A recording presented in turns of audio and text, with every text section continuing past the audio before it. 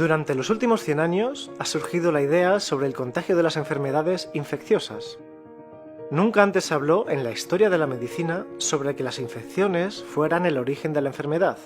De hecho, ninguna medicina que no sea la oficial alópata considera el contagio como la causa de las enfermedades. Nos referimos a la medicina china, ayurvédica, homeopática, naturópata. Por supuesto que la nueva medicina germánica tampoco considera el contagio ni a los microorganismos como causas de la enfermedad. Pero, ¿de dónde viene esa creencia?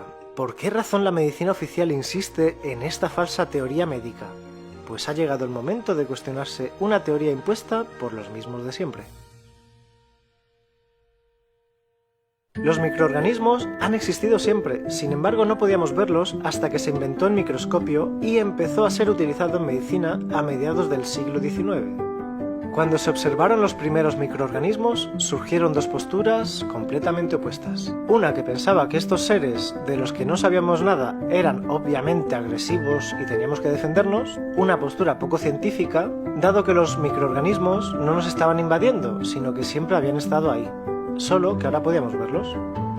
Otro grupo, la amplia mayoría de científicos y médicos de la época, pensó que, justamente porque siempre habían estado ahí, cumplían alguna función biológica que hasta ese momento desconocíamos. Estábamos en plena revolución industrial y la creación de patentes generaba buenos ingresos a los industriales. Pasteur trabajaba en la industria química, pues era doctor en química y no en medicina. Y pasa a encabezar al primer grupo como el padre de la teoría de la infección. Fue así, alzados por la industria química, como se empezó a levantar la idea de infección con microorganismos, como la única posibilidad de origen de las llamadas enfermedades infecciosas. Sin hacer los estudios necesarios para comprobar esta teoría, se empezaron a crear todo tipo de productos químicos y vacunas para combatirlos. Según los propios libros de historia de medicina, hablan de que estas vacunas fueron probadas en personas usadas como cobayas, animales de experimentación. En nombre del progreso había cierta impunidad en el mundo médico y científico para experimentar con niños de orfanatos o víctimas de guerra. Surgió la microbiología como una nueva ciencia y hubo algunos científicos que comenzaron a observar e investigar a estos nuevos vecinos, estos hasta entonces desconocidos bichitos. Entre esos científicos se encontraba Robert Koch, que era partidario de la teoría de la infección y que estableció 4 postulados que deben cumplirse en todas las enfermedades infecciosas. Los postulados son los siguientes.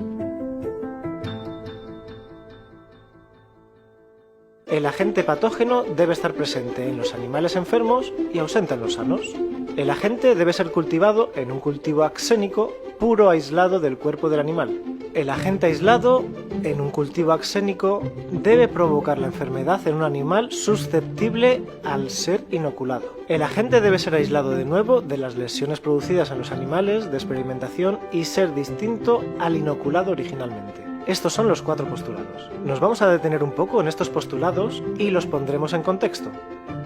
Todas las enfermedades infecciosas, cólera, difteria, tuberculosis, etc., fueron descritas por médicos y microbiólogos que utilizaron microscopios poco potentes de principios de siglo. Décadas más tarde se utilizaron microscopios de mejor calidad. Y adivinen qué descubrieron. Estas bacterias, acusadas de causar terribles enfermedades, están presentes en todas las personas. En efecto, en todas las personas. ¿No se contradice eso con los postulados de Koch? Pues sí, contradice el primer postulado que dice que para que una enfermedad sea causada por una bacteria, tiene que estar presente en las personas enfermas solamente, no en las sanas. Como nota, para que comprendan los postulados 2 y 3 de Koch, un cultivo axénico es aquel que tiene una sola especie de microorganismo originado a partir de una sola célula.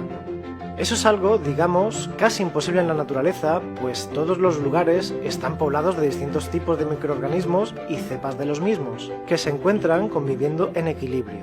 Tal vez por eso los experimentos de Koch, en donde inoculaba con un solo microorganismo, generaba alguna sintomatología en las ratas de laboratorio. Un microbio así, como cualquier ser vivo que no está en su ambiente natural, puede causar estragos en otro. Por no mencionar que a las cobayas se las priva de su libertad, se las separa en jaulas y unos seres 80 veces más grandes que ellas las pinchan a diario durante meses. Este protocolo muy probablemente también influya. Pero sigamos con los microbios. A pesar de que había más médicos que apoyaban la idea de que los microorganismos debían tener alguna función, esta se fue desechando y en la década de los 50 y 60 desaparecieron los médicos que no creían en las vacunas. El poder del dinero ha cambiado la docencia médica que, desde la Segunda Guerra Mundial, es financiada por la industria y todos los médicos de Occidente son preparados con la idea de la infección, sin que se enseñe la otra opción, que es la real, pero no da tanto dinero. Como dijimos antes, gracias a la aparición del microscopio, se inició otra rama de las ciencias biológicas, la microbiología. Y esta rama ha seguido haciendo sus propios descubrimientos, como por ejemplo que todas las bacterias acusadas de causar enfermedades son familiares nuestras, de hecho son endémicas. Esto quiere decir que son propias de los humanos y de ninguna otra especie, entre ellas la difteria y la meningitis. Todos nosotros tenemos varios meningococos en garganta y piel. ¿Cómo podría algo que es propio de nuestro organismo causarnos daño? Y si sabemos eso, ¿por qué seguimos vacunándonos y tomando antibióticos? ¿Por qué se siguen formando médicos pro vacunas? Es más, gracias a los estudios microbiológicos, se ha determinado que la población de la microbiota, es decir, los microorganismos normales en el cuerpo humano, es 10 veces mayor que las células somáticas o germinativas. ¿Escucharon bien? Nuestro cuerpo tiene más microorganismos que células humanas. Esta microbiota es la primera barrera a agentes dañinos, ayuda a la digestión, participa en la degradación de toxinas y contribuye a la maduración del sistema inmunitario. ¿Se imaginan el daño que causa el uso de antibióticos en nuestro cuerpo? Los antibióticos se comenzaron a utilizar de manera masiva unos años antes de la Segunda Guerra Mundial. A partir de los años 60 hasta ahora, casi todas las personas están vacunadas y/o han utilizado antibióticos.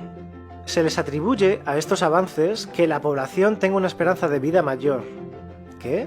Ojo, si los antibióticos y vacunas comenzaron a utilizarse masivamente después de los 50, las personas que ahora tienen más de 70 años no pertenecen al grupo desinfectado, entre comillas. Los que sí pertenecen al grupo de experimentación recién ahora tienen 60 años y, curiosamente, han aparecido una variedad de enfermedades que antes no eran problema, que no están dentro de las enfermedades infecciosas, sino que se les denomina autoinmunes. Cáncer, ELA, lupus, fibromialgia, sida... ¿No lo habían pensado? Volvamos atrás. Recuerden que dijimos que Pasteur tenía contemporáneos que no creían en el contagio. Uno de ellos era Antoine Béchamp. Ambos, científicos franceses que proponen dos explicaciones opuestas sobre la enfermedad.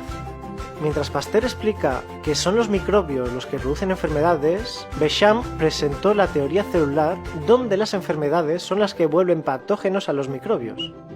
Qué conveniente que el segundo pasara al olvido.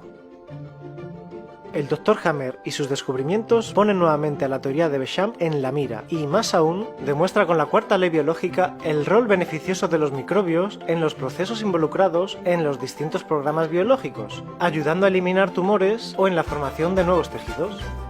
Ya veremos más adelante esta ley con detalle. Por el momento sabemos que el contagio es un nuevo paradigma que se cae porque no tiene sustento científico.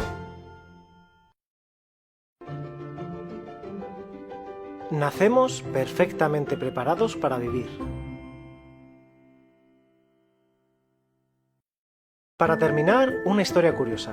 Abigail y Brittany Hensel son gemelas idénticas que nacieron siamesas el 7 de marzo de 1990 en Minnesota, con una extraña anomalía conocida como policefalia. Los médicos pensaron que no pasarían del primer día de vida. Las niñas fueron creciendo compartiendo sistemas, órganos y extremidades. Tienen 2 cabezas, 2 corazones, 2 brazos, 2 médulas espinales y 2 espinas dorsales, que combinan con una misma pelvis, 3 pulmones, un hígado, 2 estómagos, 3 riñones, un intestino grueso, un intestino delgado, un aparato reproductor y 2 piernas. ¿Pueden imaginar una relación más estrecha entre 2 personas? Ellas comparten casi todo su cuerpo, incluso su sangre, pero no tienen las mismas enfermedades. Así es, se enferman de cosas distintas porque son personas distintas y perciben el mundo de manera distinta. Los médicos hablan de un enigma. Nosotros sabemos que no hay tal enigma, sino que las enfermedades, como las conocíamos, no existen. Hay programas biológicos con pleno sentido que se originan por haber vivido un evento inesperado, dramático y vivido en soledad, al que el Dr. Hammer nombró DHS. Ni virus, ni bacterias, ni hongos, ni casualidades, ni azar tienen nada que ver. Estas dos hermanas desmontan ellas solas la teoría del contagio instaurada por las empresas farmacoquímicas, con Pasteur a la cabeza hace poco más de un siglo. Desmontan ellas solas el supuesto rol maligno de nuestros aliados microorganismos que cumplen una función beneficiosa en nuestro organismo y en la naturaleza. Más adelante profundizaremos en la teoría del contagio microbiano, en esa mentira que ha dado millones de beneficios a sus promotores a costa de seres humanos que depositaron su confianza en ellos y les creyeron.